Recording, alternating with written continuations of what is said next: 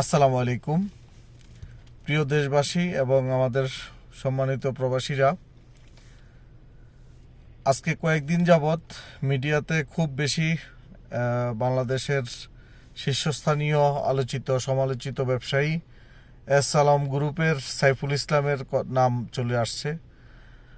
আপনারা জানেন যে এই ব্যবসায়ী বিগত স্বৈরাচার সরকারের সময় থেকে বাংলাদেশের হাজার হাজার কোটি টাকা লোপাট করে নিয়ে গেছে। তারা বিভিন্ন ব্যাংক সেক্টরগুলোতে তারা তাদের আধিপত্য দেখিয়ে তারা যে হারে বাইরে টাকা পাচার করেছে এবং এমনভাবে তারা দুর্নীতি করেছে যার কারণে আজকে তারা তাদের নাগরিকত্ব পর্যন্ত বাতিল করেছে এবং তারা বিদেশি হিসেবে স্থায়ীভাবে বসবাসের সেই সুযোগটা নিয়েছে।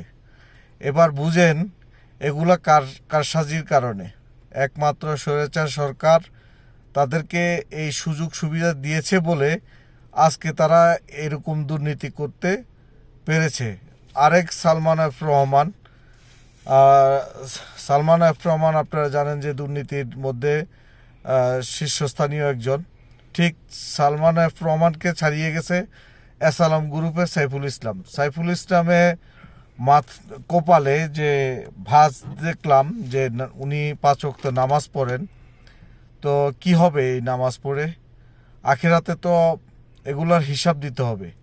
জনগণের টাকা লুটপাট করে খেয়ে কখনো সে কি জান্নাত পাবে?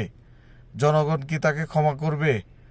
আমরা সরকারের কাছে আকুল আবেদন, তারকে বাংলাদেশে ফিরিয়ে আনুক এবং যে সমস্ত ব্যবসায়ীরা, যে সমস্ত রাজনীতি ব্যক্তিরা বাহিরে টাকার পাচার করেছে সবাইকে দেশে এনে তাদের বিচারের আওতায় আনা হোক এবং সেই সমস্ত সম্পদগুলো যেগুলো তারা বাহিরে পাচার করেছে সেই সম্পদগুলো দেশে ফিরিয়ে আনা হোক, দেশের উন্নয়নে ব্যবহার করা হোক।